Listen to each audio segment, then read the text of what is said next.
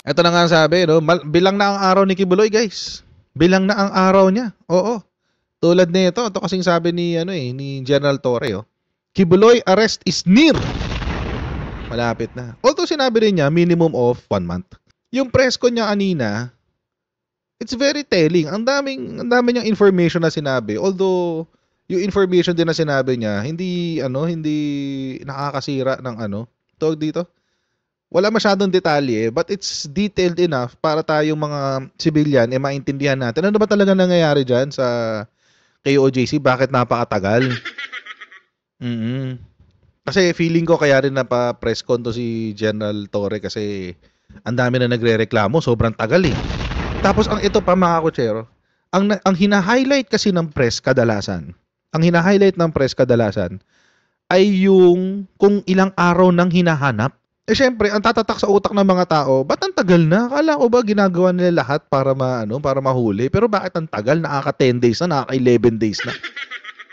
So, whether we like it or not, yung coverage din ng press is not really flattering. Oh, it's not really helping. Kung kayo po ay nasa US, UK, Canada, Italy, France, Spain, Ireland, and Belgium, may pwede na po yung magpadala ng yung mga remittances sa Pilipinas. Gamit po ang Sendwave. Ang gagawin nyo lang ay download ang Sendwave app. Gawa kayo ng account, gawa kayo ng account details at gawa kayo ng account at pwede na kayo magpadala sa Pilipinas sa Pilipinas sa pamamagitan ng GCash, mga pawn shops at iba't ibang mga bangko rin sa Pilipinas. At kung gagamit niyo po ang Sendwave for the first time, lagay niyo lang yung aking promo code dyan na Coach Jarrett para makakuha kayo ng karagdagan $20 free credit. Ayan, kaya gamitin na sa Sendwave for all of your remittance needs. Alright. Pero ito na nga, yun ang sinabi ngayon ng ni General Torre. Malapit-lapit na, bilang na mga araw ni Kibuloy kasi mukhang natutunto na kung saan ang tambayan niya. Sabi niya, if we arrest him, Filipinos will know they can trust us. We are almost there. Let's do it together. Ayun nga, minatuklasan sila kanina na para sa akin, bakit ganun? Bakit may ganong anggulo na tinitignan etong si Kibuloy? At mukhang itong Children's Joy Foundation may something. Mukhang hindi lang sila bahay ampunan. Mukhang mamaya ko na sasabihin, hayaan ko ng yung balita muna magsabi. Ilang menor de edad na wala umanong kasamang mga magulang ang nakita ng Philippine National Police sa mga kwarto sa isang gusali sa compound ng Kingdom of Jesus Christ sa Davao City. Grabe, no? Ayon kay Police Regional Office 11 Director Brigadier General Nicolas Torre III, tinatayang nasa 10 hanggang 15 taong gulang ang edad ng mga bata. Sinabi ni Torre na makikipagtulungan sila sa mga kaukulang ahensya para imbestigahan ang kalagayan ng mga nasabing menor de edad at kung biktima sila ng human trafficking. Yung grabe dyan, no? Minors? Kahapon nakita natin may mga bata, minor, 10 to 15 years old, mga tulog. Sabi, tulog o nagtutulog-tulugan. Hindi na natin nasigurado dahil ayaw nilang papasukin ang camera, ayaw nilang papasukin ang video. Mga babae. That's why we are coordinating with the proper authorities to make an inspection of that facility. Wala mga parents doon sa totoo lang. Wala mga parents doon. Ito po nakita niyo talaga, sir? Nakita ng ating mga searchers. Kasi mga babae nga lang ang mga searchers na pinapayagan nila doon. Simply that it will be for proper verification and declaration of the proper authorities. Grabe. Ayon naman sa abogado ng KOJC na si Attorney Israelito Torion, may foundation ng grupo na tumutulong sa mga batang ulila at binibigyan ng pagkakataong makapag-aral sa eskwelahan sa compound. We even have a Children's Joy Foundation one of the job of the Children's Joy Foundation is really to help children, no, who are orphans, no, and take care of them so that they can have a good upbringing and give them schooling. And we have schools here from elementary to high school, etc. And that is part of the outreach programs of the Children's Joy Foundation. Samantala, tiniyak naman ni General Torre na handa siyang harapin ang anumang kaso na ihahain laban sa kanya ng KOJC. Yung sinabi na yun ni Attorney Torion, nakakatakot yun. Alam niyo kung bakit? Kasi hindi kumpleto yung sinabi kay yung kinote nila kay General Torre. Yung mga kwarto ng mga batang babae ay nakakabit sa kwarto ni Kibulok. Ulitin ko. Yung kwarto, yung mga dorm ng mga batang babae ay nakakabit sa kwarto ni Kibulok. Sinabi yun ni General Torre kanina. So, alam nyo, sa akin, di siyempre sinabi ni Attorney Torion na, meron kaming Children's Joy Foundation, tapos yung foundation na yan ay tumutulong sa mga, tumutulong sa mga orphans, etc., what have you.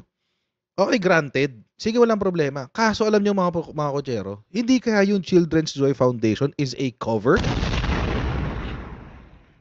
Yung Children's Joy Foundation could possibly be a cover for Kibuloy's illegal activities or alleged illegal activities. Para meron silang tao dito, color of legality. Alam niyo ba't naisip ko yun? Kasi bakit nakakabit yung dorm ng mga batang babae sa kwarto ni Kibulok? Kasi alam niyo, kung foundation talaga yan, kung orphanage talaga yan, usually orphanages have separate buildings. Nakahiwalay na building yan. So bakit nasa JMC? At bakit nakakabit sa kwarto ni Kibulok? Okay, ngayon mga kotsero, puntahan ngayon natin yung press con kanina ni General Torre. He can provide more details. Panoorin natin. Medyo mahaba lang again medyo marami doon ulit tayong videos for today. Thank you po. Kung may mga tanong po kayo. Sir, question. Yes. You are taking full responsibility over the operations. Yes, I do. Why do you only declare this now? Hindi naman kailang i-declare pa right at the very start. Nire-reiterate ko lang. I am reiterating what is the fact in the very beginning that I take all responsibility for all this action. Sir, ano po ba yung nangyayari? Day 11 na kayo. What happened since day 1 po? Nakita nyo naman siguro ang pinakamagandang documentation dyan, yung mismong SMNI Live. Correct. Pati ang mga propaganda nila, tingnan nyo. Makikita nyo, until kahapon, meron tayong pinasok na isang building sapagkat meron tayong nakita na information na na-receive na may kwarto si Apollo Kibuloy doon na pwede niyang pagtaguan. Positive, nandun ang kwarto, wala lang ang tao. Kwarto na napakaganda, base sa mga gamit na nandun, ay kwarto na isang lalaki na tumutugma sa pangangatawan at size ng mga sapatos at mga gamit ni Apollo Kibuloy na napaliligiran ng iba pang mga maliliit na kwarto. Yun. Ng mga babae naman, base naman sa mga nakita nating mga gamit. So, wala nga rin naman ang mga babae. At meron tayong nakita ron na isang seksyon na ngayon ay ating namang ikino-coordinate sa ating tamang ahensya. May mga minor tayong nakita. Alas 6 kahapon, umiikot tayo. Ang sabi ng mga tao doon, tulog. Na hindi naman kapanipaniwala. Bago kami nakapasok doon, mga 30 minutes na kaming inantala nitong mga taga-KOJC. Bago Yun yung sinasabi natin kanina. Na nakakabit doon sa kwarto ni Kibulok mga iba pang mga corridors leading to other rooms of women. And yung ibang mga kwarto ay kwarto ng mga minor de edad. All girls orphanage. I'm not sure if it's an all girls orphanage. Hindi ko alam. I'm sorry. I don't have that information. Baka sabihin mamaya ni General Torre. kami makapasok, may dala akong 60 na mga babae na mga magse-search kasi yun ang kanilang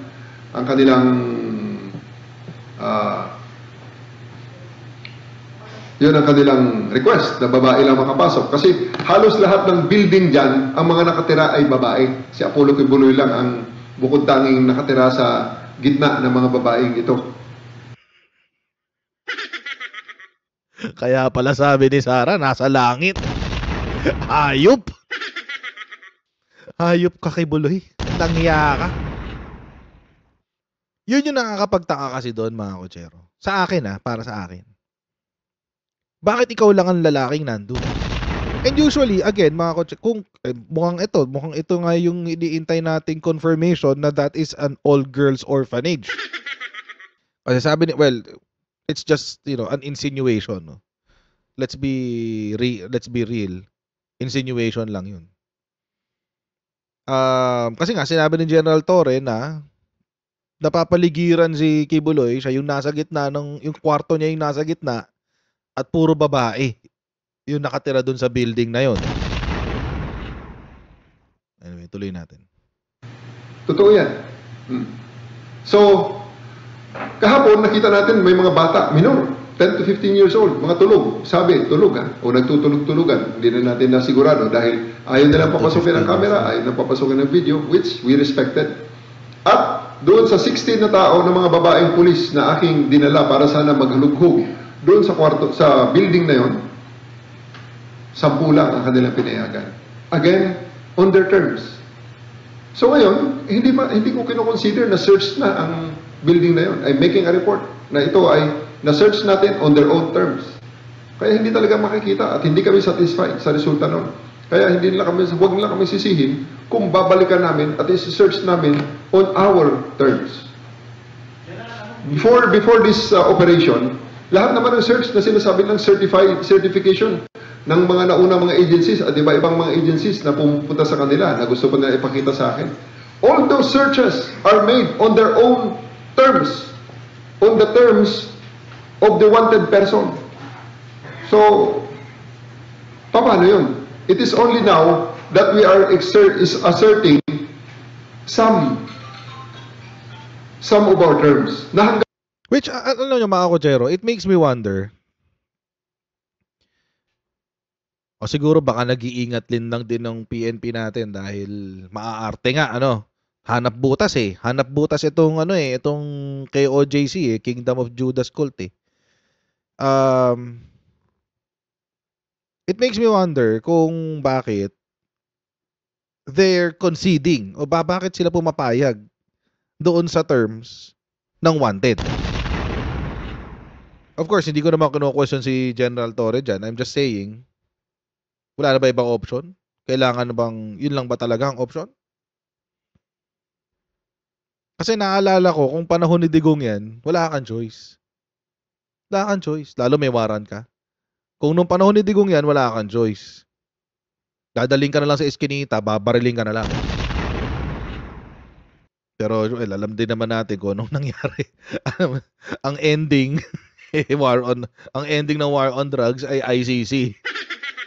So, baka nag-iingat lang din ito si General Torre. Kasi nga naman, syempre. Alam nyo, it's either the members leave, or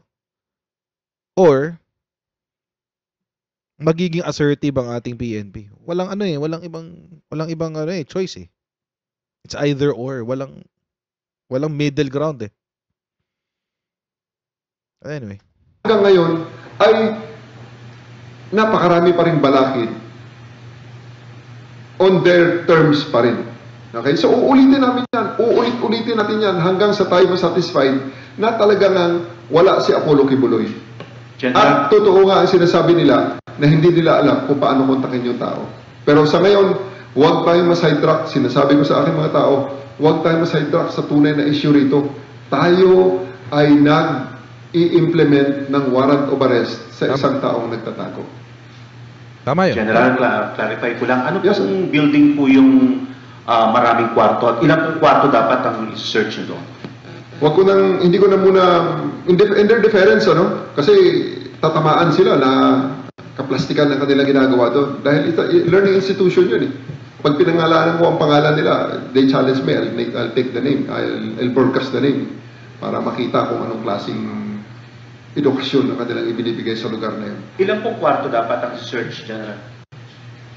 Napakarami, hindi nga namin dahil 10 lang ang pinapasok nila, hindi namin matapos-tapos ang pagbibilang, ang pagdo-document, may harassment pa ng kanilang mga cameraman, may harassment pa ng kanilang mga abogado.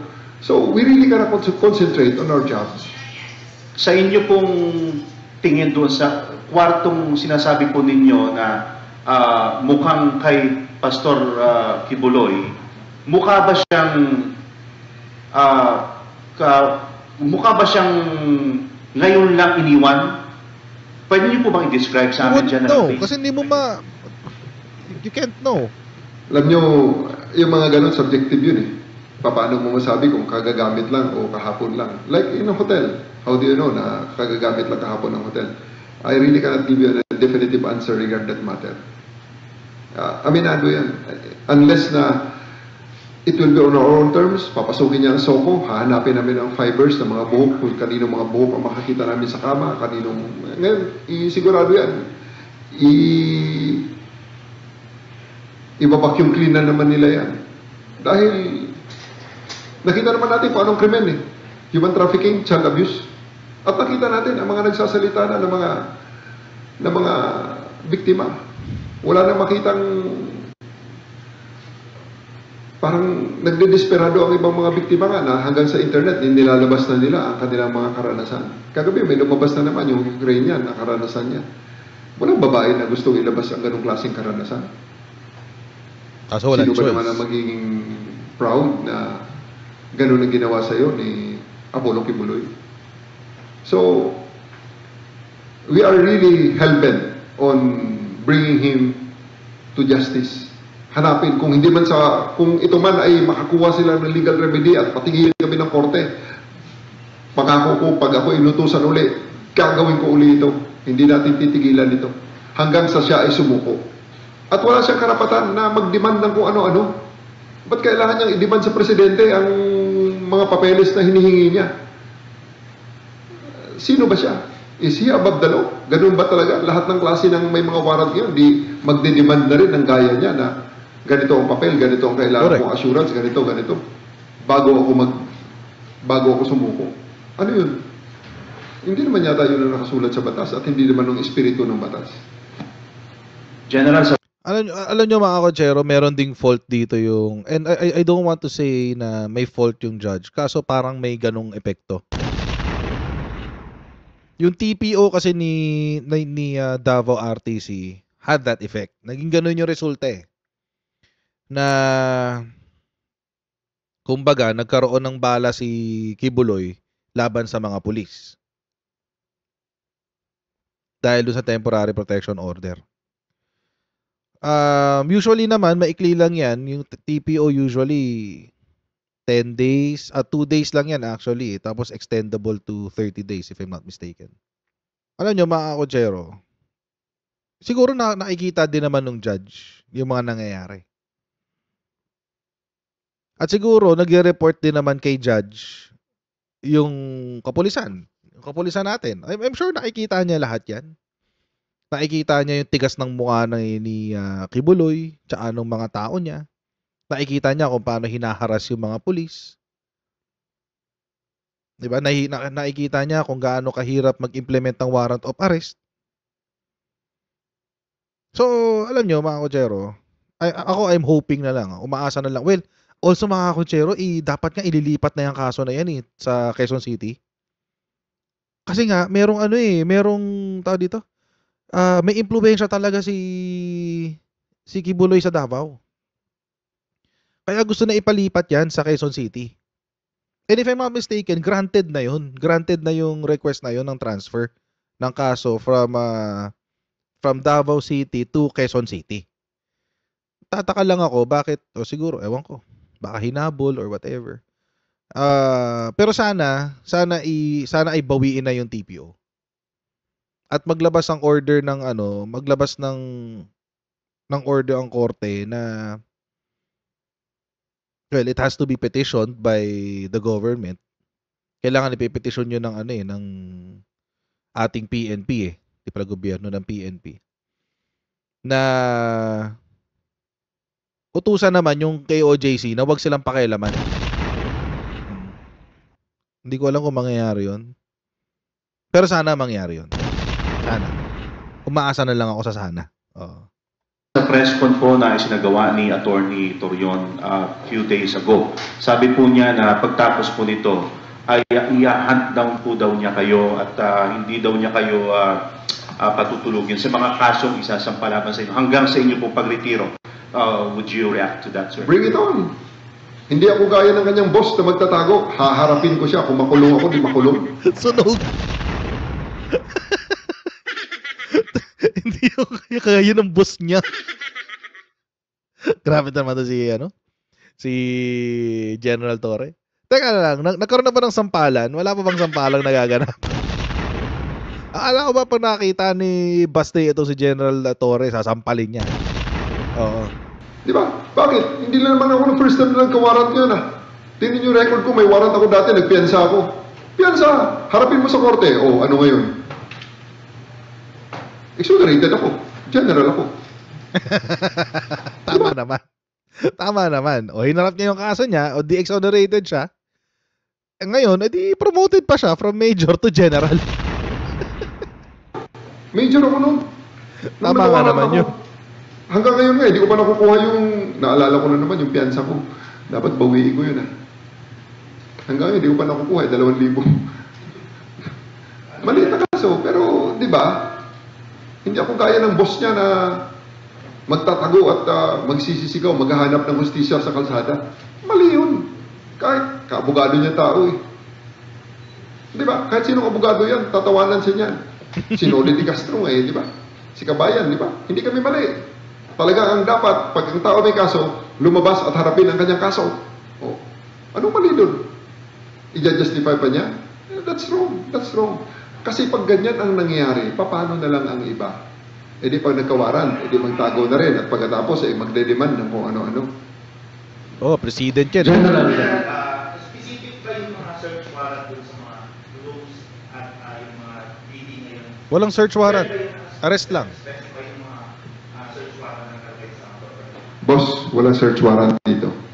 Ang search warrant ay para sa bagay at kontrabando.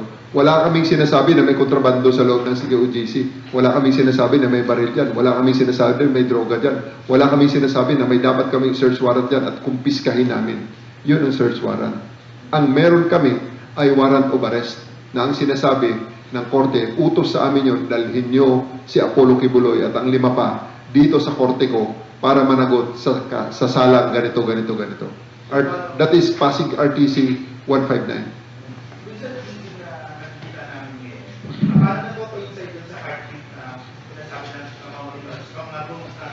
Daw sabi ng tanong? About sa digging na yan, allegation ni Attorney Torion yan, let him prove that. Wala akong sinasabi muna dyan sa mga bagay na yan, sapagkat yan ay allegation nila. Let them prove it. Yan ang gusto nila. Di, sige, let them prove it also. Pero may photos and videos din. Ilabas nila yung nagbigay ng photo at pakita niya rin ang, alam niya ang batas, paano dyan. Ilabas niya yung taong nagbigay at correct, bigyan niya rin ng authenticate niya. Kasi kaya kong gawin yan sa loob ng Photoshop. For clarification, so sir, no excavation, no digging Hindi inside? ko sinasabi ang kung ano man dyan regarding sa diggings na yan dahil yan ay nilabas ni Atty. Torion. Let him prove it. Di ba? In the same manner na gusto niya i-prove namin yung guilt at kung ano pa man ni Apollo Kibuloy bago niya i-surrender sa batas yung kliyente niya. Yung na-mention nyo before, sir, na underground facility, ano yung mga efforts to locate that? Wala bang excavation? Hanggang ngayon, meron tayong mga technical people na ginagamit yan. Because yung mga technical natin na mga ginagamit, hindi naman yan para lang sa bagay na yan And it has been, those are reliable instruments na according sa mga operators nga, ay nagamit nila hanggang sa ibang bansa nung nagbigay ang Pilipinas ng suporta sa mga nasalanta ng mga massive earthquake. Kaya they are very confident sa capability at mga results na ibinibigay sa kanila ng mga instrumento nila. Ano nagpapahirap, sir, na Ito yata yung tungkol dun sa ano, yung chinichismis nga nila Bato de la Rosa na baka tawag dito. Baka heartbeat lang ng palakayan. Iba sinasabi heartbeat ng daga, etc. etc. Binagkita natin to yesterday, yes. Mga kotsero, yung mga instruments yan, yung mga makina na yan, calibrated yan. Hindi yan basta-basta. Calibrated yan. So kung meron ma-pick up man na a heartbeat which is not human, automatic si machine mismo ang magsi-screen noon. Hindi na natin kailangan pang isipin yun. Or siguro naman yung mga gumagamit niyan ay trained. Trained sila kung paano i-identify kung alin yung sa hayop at alin yung sa tao. So alam nyo mga kotsero, yung mga argumento na hindi yung heartbeat na yun, baka sa daga lang yan, whatever. Mga DDS na nag-iisip noon kasi sila lang yung hanggang doon lang kasing kakayanan nila. Hanggang doon lang yung kakayanan ng mga utak nila, guys. Kaya wala tayong magagawa doon. It is what it is. Tulad nun, si Bato de la Rosa ang nagsabi. Alam na natin kung kabobohan o hindi, di ba? Sabi nga niya, authenticity daw na isang document ay nakikita sa puncture hole. Di alam nyo na. Locate yung entrance na sinasabi niyong underground facility. Unang-una talagang only half of the things that we want to do, less than half of the things that we want to do, we actually do. Ibig sabihin, ang search na ito ay always done on the terms of KOJC. Kasi nga ayaw nating we work within those challenges. Ayaw naman namin persahin na talaga ng persahin na talaga. Kaya kahapon pinilit ko na lang talaga yung Emerald Gate na sinasabi nila, nabuksan talaga. Just to dispel, ano ba ang nakalagay sa kanilang TPO? Ang allegation nila na pinipigilan namin silang pumasok sa kanilang compound. Anong totoo? Sila ang pumipigil. Doon sa unang gate na ginagamit namin, dati open yun. Napakawawalang hiya. Sinarado ang gate. Nilagyan ng X-ray scanner. Pinadaan kami sa napakaliit na lagusan. At pagkatapos, hinihian na kung ano-ano. Bakit? Sila na ba ang otoridad ngayon?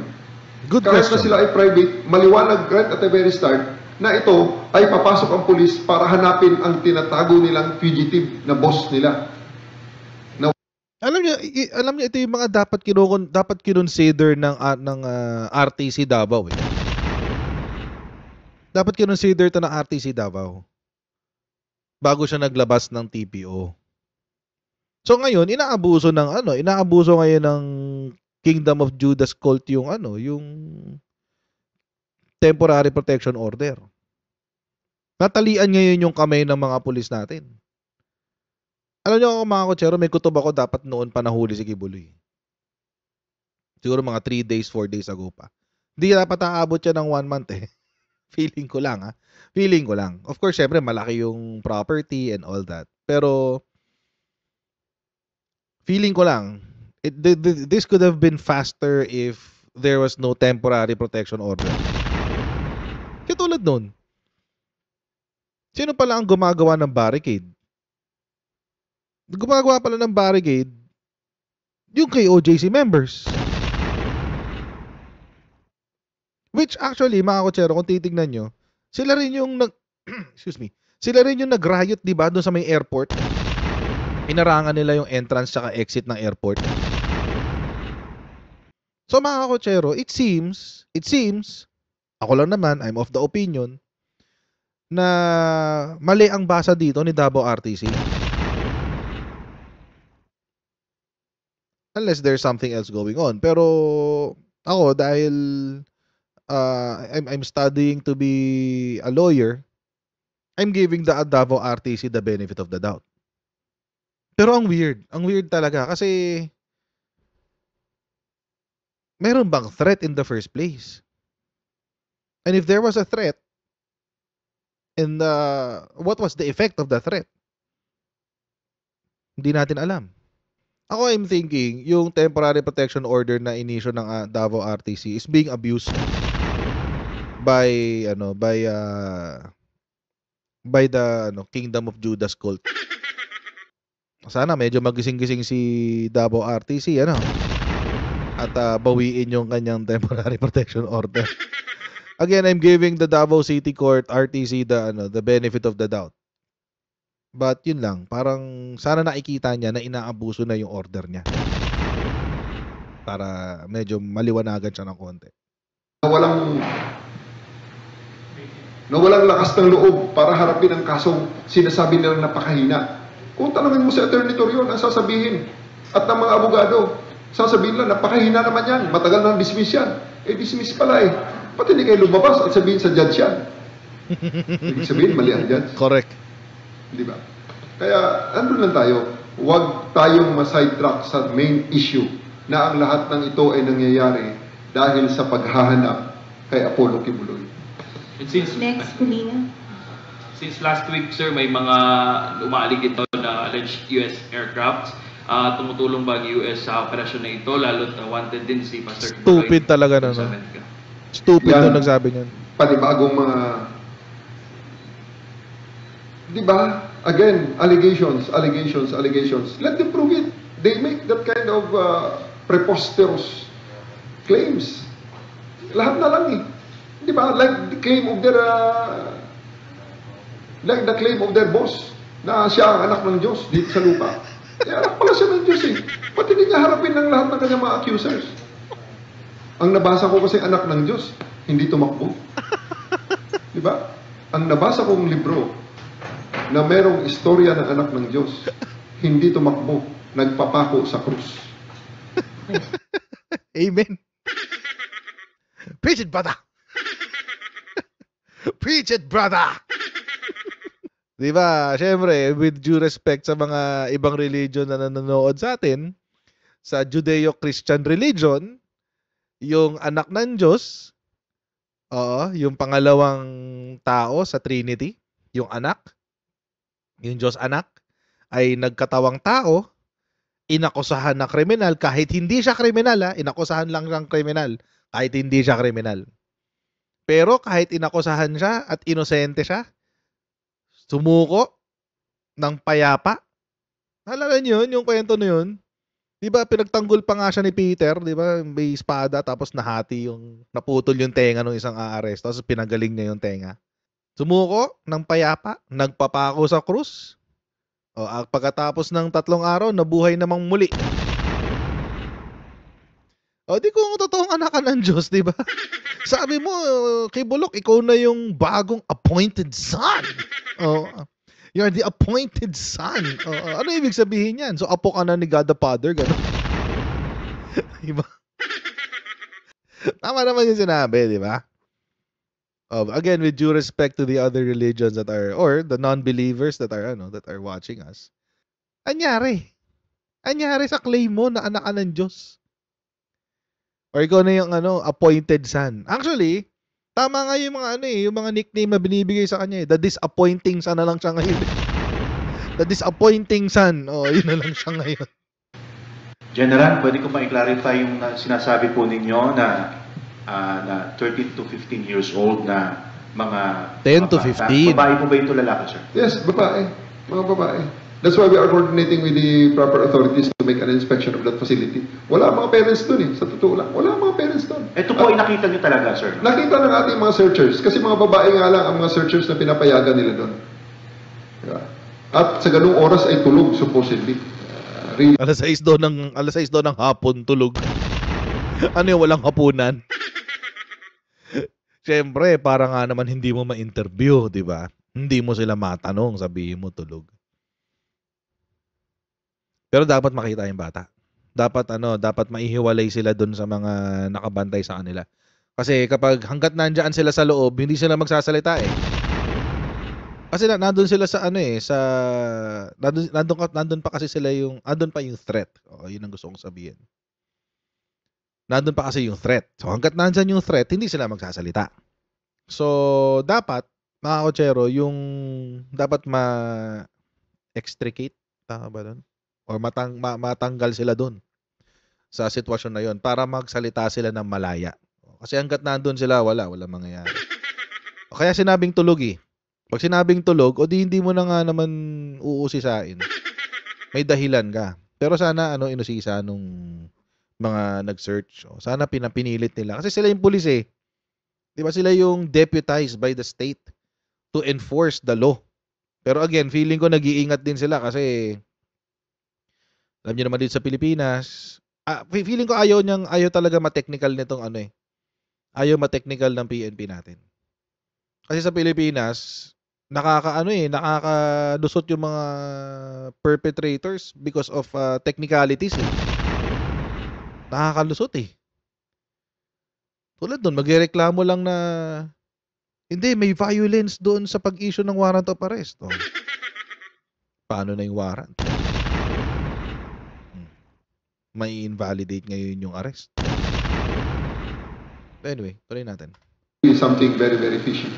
Ano ito, sir? Possible biktima ng human trafficking? Posible. But it will be for proper verification and declaration of the proper authorities. Kami naman ay indicators lang ang tinitingnan at meron kami mga conclusion. No? Kaya because we are not the proper authority regarding that matter, we will refer it to the proper authority. Yung mga bata po ko sa nakita, doon din malapit sa kwarto ni Kibuloy na sinasabi nyo? Same building. Same building. First floor, second Isa floor? lang naman ang building natin na pinag-uusapan. Sir, Miss Kaduaya. Mga around 5 kahapon, 5, 6. Andiyan, naka-live. PM. Hapon. Hapon yun. sir, Around 10. Dami. sir, Miss, Sa bata. sir, follow up ko lang po, sir. Yung umpisa ng pag-serve ng warrant of arrest, all women po na police hanggang sa first day po. Almost. Although ganito, nung first day, andun ako personal. No? O first, second, third day, mga 3 days. Personal akong nagli-lead ng mga searches. Kasi napakarami ng, pag pinabayaan ko ang mga tao ko, mapanghinaan lang ng loob eh. Nakita nyo naman kung gaano kagulo. Sa likod ko nga lang, ako nga lang muntik. Talagang nasa brink na rin ako na panghinaan ng loob. Isipin mo naman yung gaano kalaki yung megaphone na inilalagay nila sa likod ko. Napakalaki megaphone ang nilalagay pagkatapos lahat ng pang-alipusta, lahat ng... Kaya nag-lead ako. Ngayon, nung mag-settle na ang lahat, may mga request sila na, sir, mga babae yan dyan. Halos naman 99% of all those rooms, sinasabi nila, ay okupado ng mga babae. Wala pa ako nakita ron ng barracks ng mga lalaki. Kahit hanggang dun sa baba, yung basement nila na parang pigsty, mga babae pa rin ang nandun. Iilan na ang mga lalaki. So, nag-prepare kami ng mga WCPD investigators na nagiging searching team natin. Kaya nga lang, unfortunately, ganun ulit. Hindi na ako nang sumali kahapon at babalikan ko yan. Ako personal na maglilid yan. Pangako ko sa kanila yan. Babalikan ko yan dahil hindi ako satisfied sa search na ginawa. Sa 16 na nandun ng mga pulis, ang pinapasok na nila ay 5 sa isang wing. So, 10 lahat. So, 10, yun natin sa 2. Which I believe is not sufficient para sa tamang paghahanap ng mga hinahanap dito sa operation na ito. Miss Kaduaya of Newsline, sir. Sir, clarify ko lang. Yung sinasabi ba na basement, interconnected? Kasi ang perception po kasi ng public na isang room lock o isang room lock, are you giving us the impression na interconnected? Sa loob ng isang room, pwede kang mag-traverse sa isang room? Exactly. Tawid-tawid lang. Po. Yes. Kaya nahihirapan kayo? Hirap na hirap talaga kami, ma'am. Hirap na hirap kami. Sa totoo lang, hirap na hirap kami. This facility is really for something really na, for the pleasure of a single person o ilang tao. for the pleasure of one or iilang mga tao. So, ibig sabihin, yung mga kwarto, nakakabit lang doon sa kwarto ni Kibuloy. Sindikato na yan, men. Hindi siya si Kibuloy really is not a pastor. Dapat nga hindi na siya tinatawag na pastor eh. Ba't ba tinatawag pang pastor yung mukong na yun? Alam niyo 'di ba yung binasa natin yung yung kaso ni Kibuloy sa state? 'Di ba ganun din yung edad ng mga bata na ginahasa niya sa states? 10 to 15 years old. Napakawalang niya. I mean, sa mga Duterte supporter na nagko-comment diyan sa baba ng mga kung ano-ano. Sana hindi kayo magkaanak ng babae. Sana. Kasi hindi ko alam kung kakayanin nyo yung stress at galit kapag meron kayong anak na babae na pinagsamantalahan ng isang taong pinagkakatiwalaan mo. Ibang parents nga dyan, pumapatay na lang eh. Papatay na lang. Sorry na lang. Makulong na ako, makukulong. Malamang sa malamang, ganun din gagawin ko eh. Pag merong gumanyan sa anak ko, I have a 10-year-old na babae. Pag may gumanyan sa kanya, for sure, doon siya sa kabilang side ng baril ko. Hindi na ako mag-iisip. Isa lang dito. Isa lang. Wala na siyang dadat ng bukas. Tuloy natin. Wala. This is a facility na talagang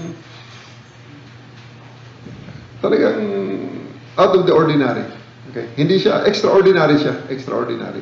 If you won't mind, can you describe, kasi nakapasok ka doon, can you describe, paano mo nasabi na interconnected siya? May point ba na nawala ka rin? Or ano yung, paano nyo nalaman na interconnected siya? Sa first day, iisa ang pinasukan ng aking mga tauhan. Sunod-sunod kami. Ang dala-dala ko noon, siguro mga 60-70 na mixture, police women, saka security, dahil hindi namin alam ang layout. Nung ending, after 1 hour, ako ay lumabas sa pinakagitna. May mga tao ako na lumabas sa kabilang side. May mga tao sa kabilang side. Nagkawala-wala kami. Dahil medyo mahaba nga naman ang aming grupo dahil ang pasilyo doon sa likod ng laundry ay isang tao lang. May pasilyo sa likod eh. Sa laundry. Pero yung laundry na, pag pumasok ka, kwarto. Pag pumasok ka sa kabilang kwarto, theater. Pag sunod sa kabilang kwarto, sa kabilang pinto, kwarto na naman. Ganun ang maze sa ilalim. Ganun ang mga maze nakita sa namin loob. eh. Kaya yung mga tao ko, syempre, pag liko mo sa isa, hindi naman lahat makaliko ka agad. Siguro may mga dumiretso, akala nila siguro ganun lang, na parallel lang. Pagpasok nila doon, ang labasan nila iba na. It's really a well-designed maze. So are we talking here of complicated architectural and engineering, civil design? Napaka-complicated para sa amin. Napaka-complicated para sa akin. And magugulat ka. Yung isang kwarto doon, pagbukas, opisina. Opisina na lang mismong JMC, ha? Record section nila. Pero pagbukas doon, kwarto ng isang pastoral. What the hell? Tapos doon sa record section na yun, pag liko mo ulit, malapit na sa boardroom ng mga presidente, ng kanilang board of advisors, andun na sa mga boardroom. So essentially, it's not the spirit of the law. Last 3 questions. Yes, Ma'am Bri of TV5. Ano yung bago? General, anong hamon mo ngayon kay Pastor Apollo Kibuloy? Sorry. May nagtanong kanina. Tawag dito. May nagtanong kanina, wala bang kopya ng plano sa City Civil Engineers Office or what have you?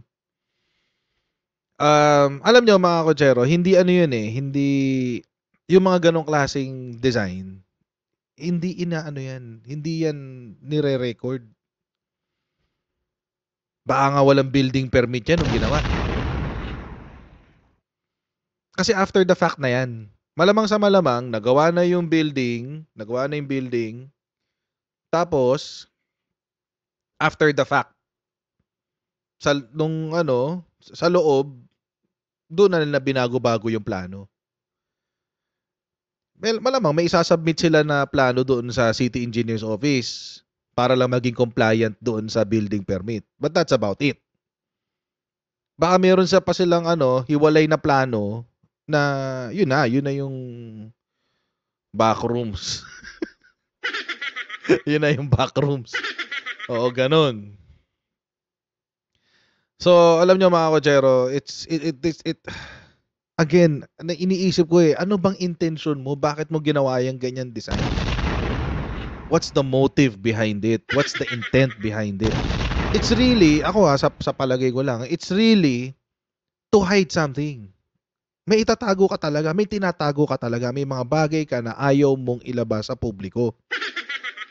Tulad nun, yung isang kwarto nakakabit sa President's Office ng JMC. Tapos yung President's Office ng JMC na yon nakakabit doon sa isang office sa isang kwarto ng pastoral. Yung kwarto ng pastoral na yon pupunta sa ibang lugar. It's really the work of a criminal mind. May tinatago Tulad nun, yung lagusan lang papunta sa airport Di ba nahuli na yan, nabase na ng pulis? May lagusan siya papuntang airport? Bakit may lagusan papuntang airport? Para kapag nag-launder ka ng pera, hindi mo kailangan dumaan sa kalsada. Doon ka na lang sa ilalim, sa tunnel. Hindi ka nga naman makikita. See, it's to make yung mga renovations na ginawa niya doon sa kanyang lugar. It was made to make the commission of the crime convenient.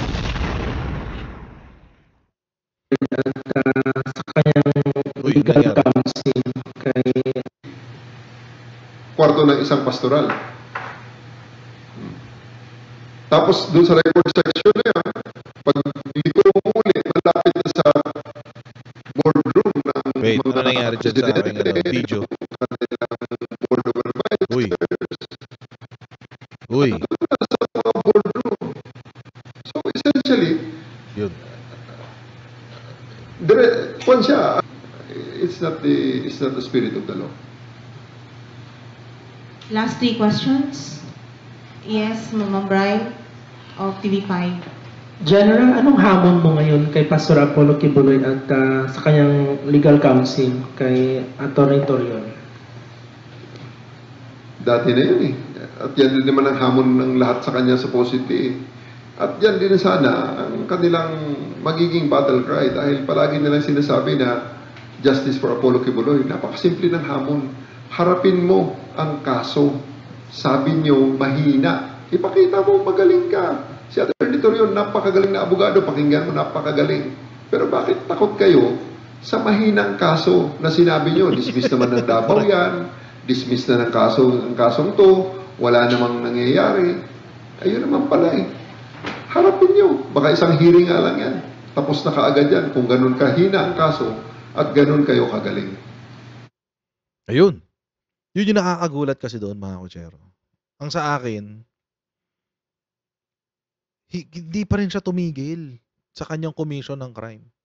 At actually, kung papanoorin niyo pa yung buong video, meron pang dyan napag-usapan pa yung kung paano dinadivert ng mga members ng KOJC ang atensyon ng mga pulis. So, halimbawa, mag-iimbestiga sila sa isang kwarto, haharangan nila yon, hindi nila papapasok doon. Tapos after 30 minutes, biglang papapasukin sila. Most probably, during that time, nandoon si Kibuloy. Tapos, dahil nga kabit-kabit yung mga kwarto, iniikot nila sa ibang parte ng building. Sinabi niyo yung kanina, dyan sa press con niya. So really, there's really an effort to obstruct to obstruct justice. May effort talaga. Sana first things first, yung temporary protection order ng RTC, ng Davao RTC. Sana ma-lift na yan. Sana tinatrabaho yan ng DILG kasi hanggat nandiyan yung temporary protection order, hindi maaagalaw ng maayos yung kapulisan natin. Number 1. Number 2, sana ang court ng ng Davao City ay mag-issue ng order sa kaso ang problema kasi diyan baka baka it impedes upon the rights of the property owners. Oo, pero wala namang magagawa It is what it is Ang hirap kasi dito, halos walang remedy ang government dito. Sa totoo lang. Hindi naman pwedeng expropriate yung property kasi it's not going to be used for any government or any public use. So hindi pwedeng expropriate yung property. Tsaka bibilhin mo yun pag expropriation. Bibilhin pa ng gobyerno yung property ni Kibuloy para lang arestuhin siya. It doesn't make sense. So sana yung tawag dito? Siguro cease and desist order na lang on the part of the property owners. And let the police do their job. Most probably. Hanggang doon na lang ang pwedeng gawin ng sana mag-issue ng ganung order ang court. Cease and desist na lang. Tapos let the police do their jobs. Kasi hindi or ito nga, arestuhin ng pulis lahat na nag-o-obstruct sa implementation ng warrant of arrest.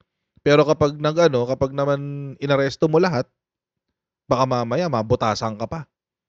'Di ba? Sabihin nagkaroon ng abuse doon sa pag-i-implement ng warrant of arrest. So parang you're back to square one. Ang pangit It's really I think the best resolution here is for Apollo Kibuloy himself to surrender. Yun na talaga yung pinakamagandang outcome. The most ideal outcome that can happen. Which hindi rin naman natin alam kung mangyayari. But definitely there's an effort on the part of na mga members ng Kingdom of Judas cult na itago si Kibuloy. May effort It's very obvious. And I think mga Kochero, sinusuportahan niya ng mga Duterte. Hindi malayo ang mga Duterte dyan. Hindi sila malayo dyan. Baka nga sila pa yung nag-utos Baka nga sila pa yung pumopondo dyan ngayon Bakit mo kakailanganin? Kaya nga napaisip ko kanina Children's Joy Foundation. Yun agad yung default default defense nung abogado Meron kaming Children's Joy Foundation, ganyan-ganyan, etc. etc. So, napaisip tuloy ako ngayon. Is the Children's Joy Foundation really operating as an orphanage? Or is it a way to recruit potential pastorals tulad nung yung Ibarra? Ang pangalan niya? Basta yung Ibarra na yung babaeng maganda. Oo. Baka ganun. It's a way to recruit potential subjects for human trafficking.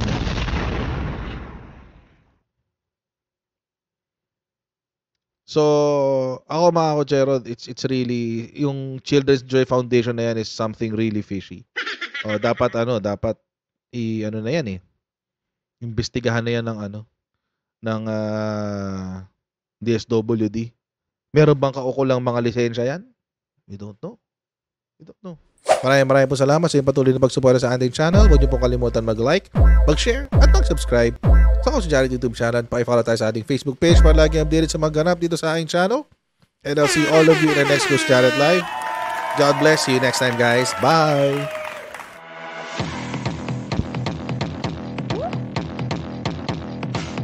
Huwag ganun. Huwag natin gawing tanga mga Pilipino. Mas maganda kasi nasa lugar ka ng tama kaysa yung pinipilit mo yung pagkakamali.